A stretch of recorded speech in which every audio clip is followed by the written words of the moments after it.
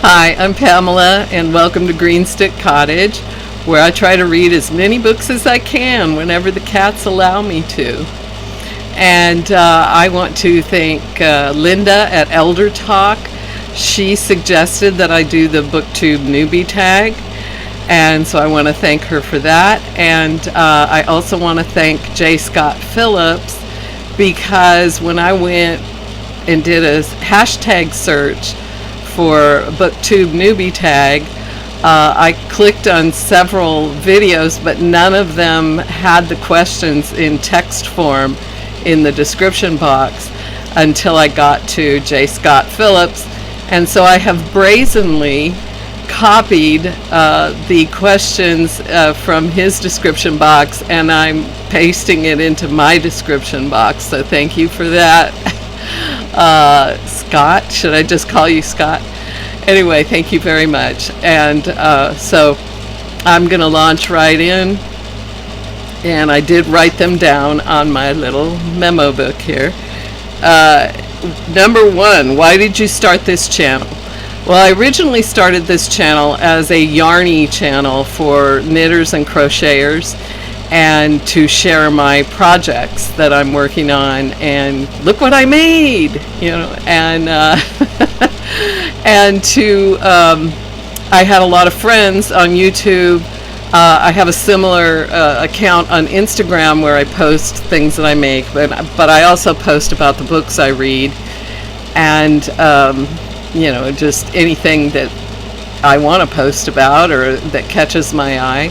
And I love seeing all the things that other people do as well. I've recently participated in the 100-day project, which is about creativity, and I ended up following many people because I enjoyed seeing what they were making for those 100 days, and I posted every day during those 100 days as well. And so that was a lot of fun, and so that's basically how I got started. And then I've been a partaker of BookTube for a few years as a viewer and commenter, and now that I got over the hurdle and started a channel, I thought, well, I want to talk about books too, not just my needlework projects. And so I put up BookTube number 1, which was really long, so hopefully this won't be that long. But so I just decided to dive in. And I know you're supposed to make separate channels for each area of interest, or there's some common wisdom about that. But I have a hard enough time keeping up with anything, including one YouTube channel. So I'm going to stick with that. I've made separate playlists, so if people aren't interested in one area of interest, they can just skip and go to the playlist and watch the things they might be interested in. All right, number 2, what are some fun and unique things you can bring to BookTube? This is my favorite part. First of all, how many antique little girls do you know? Because that is my identity, as I'm an antique little girl. I can squee along with any other little girl over things like princess pillows. I love princess pillows. I love unicorns. I have several within reaching distance. I love unicorns. Here's another one. And I get excited about these things. Oh, I forgot to bring in my Beanie Boo collection. I was going to show that. But also, how fun is this? This is a sequined rainbow backpack, which is my purse. And I do have Beanie Boos on the back. And so this is a squishy unicorn Beanie Boo. And both of these were given to me by my grandchildren. And this one is a catacorn. So my two favorite animals encapsulated in one Beanie Boo. I mean, you can't beat that. That is fantastic. So yes, and I have cats, A lot of them. Oh, I forgot my little mini backpack with all the unicorns in purple, my favorite color. Another thing I get excited about. And can't forget the water bottle covered in unicorns. Yes. So you will probably see unicorns on a regular basis. And cats, pillow pets. There are live cats that could show up at any time. You might hear yowling at any time. And so it's fun and exciting. And hopefully it's unique enough. We'll see. And so it's definitely fun. I have fun. I'm all about the fun. All right. 3, what are you most excited for about this new channel? Well, mostly about meeting other people that are excited about books and learning about new books I can try from other people, and all the things that I have watched BookTube for a few years now, and I enjoy the community of nobody thinks I'm weird because I love books and I come home from the library book sale with a whole box full of books or something. Everybody understands. 4, why do you love reading? There's really 2 things I love the most about reading, and one of those is learning things. I try to read as many books as I possibly can to learn as much as I can, because I always need more and more stimulation to my brain. I want to keep my brain operating at its highest functional level for as long as possible. So I challenge my brain all the time, reading about things that I know nothing about, to try to learn as much as I can about that, because I think it creates new pathways in my brain, and I just I just want that brain power. And the other reason, so that's nonfiction mainly, and then for fiction, I love going other places and reading about I love science fiction and fantasy, or even things that are more realistic, but in an arena that I'm not familiar with, and just living in a different world for a while, and seeing what that's like. And so it can be romance, it can be mystery. I love mysteries, and anything. Well, the mysteries can be really challenging. I love cozy mysteries because they're more relaxing and they can be very humorous. I have enjoyed the heck out of that. So those are why I love reading. And number 5, what book or series got you into reading? The first series I remember reading was the High King series in elementary school, that I believe starts with the Black Cauldron. I'll try to get a photo of that. And so that's a fantasy series, and I loved it, and I've been reading fantasy books ever since. So that's what I mean. I don't remember when I started reading, because I don't remember learning how to read. So, but that's the first series I remember. 6, what questions would you ask your favorite booktubers? The question that I most always want to ask is, what is your favorite book of all time? I am always curious about that, number 1, to learn about new books, and I love hearing about why that's their favorite of all time. So if you want to write your answer to that question in the comments, whether you are a favorite booktuber of mine already, or you could easily become one, by answering that question. 7, what challenges do you think starting a BookTube channel will be the hardest to overcome? Hands down, technology is my hardest challenge. Took me forever to learn how to put a picture inserted into the video, and even that is dicey and doesn't always come out right, but I've learned to just roll with it and just put it up anyway, and then, you know, maybe it'll be fun when I get more polished to go back and, you know, have a good laugh at all my technological challenges. Number 8, when did you start reading? Okay, I already referred to that. I remember reading a book, a Bugs Bunny book, when I was a toddler. And in the middle of the night, for some reason, I wanted to decorate that book with Desitin ointment. And my dad, I guess I woke my dad up, who came in and put me back to bed. I got in big trouble for that and put me back to bed. So I already loved books at that time.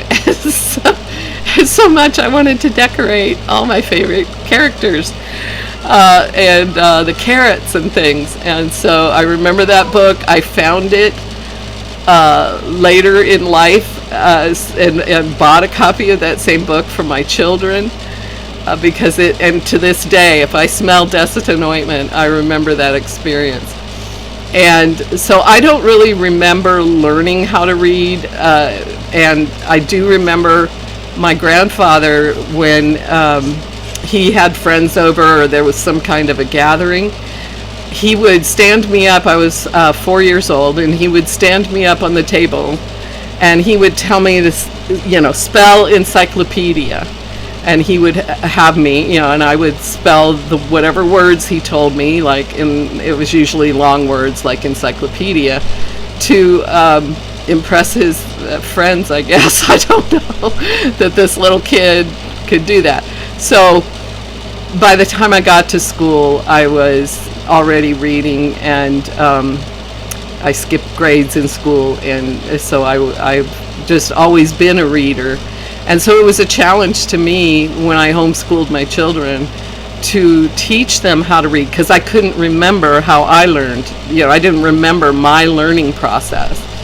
And thankfully, I discovered The Writing Road to Reading by Romualda Spalding, and it's an excellent program. So anybody who wants to teach their children to read, I would recommend that. 9, where do you read? Generally in the mornings, I listen to audiobooks while I am doing my handwork, and so so wherever I happen to, usually I'm sitting here and I've got my projects around, and I'll, you know, add. Currently I'm listening to Northanger Abbey for Jane Austen July, and this is a blanket called the Lizzie blanket with 15 colors in it, and it is designed by Anya at Ophelia Talks is the name of her channel, and she was inspired to design this blanket by the Pride and Prejudice movie, so that's why it's called the Lizzie blanket. It has 5 sections for the 5 Bennet daughters. I think I talked about this before, but I will crochet on that while I'm listening to Northanger Abbey. I will do other crafts while I'm listening to other books, and so that's generally what I do in the mornings. Then at evening time, I have instituted for myself what I call sunset reading time, and I go outside and, you know, on a west-facing deck, and go like 15 minutes before sunset, and I take my electronic devices for my digital books and read those on my Kindles, and sometimes my Kindle Fire, and so, you know, I can stay out there even after it's dark, because they all have light, you know, they're all lighted, so I read, you know, probably 3 or 4 books for a while. Well, you know, maybe half hour out there, and get a chapter read in each one, and then at night, there's the cat. One of the cats. She's doing her mating calls. And then I read in bed my physical books at night before I go to sleep. So I lay down and I read those. So that's where I read. What kind of books do you read? Pretty much a lot. Like I said, all of those. I pulled up my currently reading shelf so I could give an example. The Encyclopedia of Lost and Rejected Scriptures, the Pseudepigrapha and Apocrypha, and that is Lumpkin is the editor of that. History, Fiction, or Science by Anatoly Fomenko, and that has both history and science. It's fantastic. It's about the new chronology, so if you want to really go down a rabbit hole, that's great. The South Was Right, a new edition for the 21st century by two brothers named Kennedy. That's a history book and very informative with lots of documentation. Angel's Flight by Michael Connelly, a police mystery with Harry Bosch. It's a Harry Bosch book.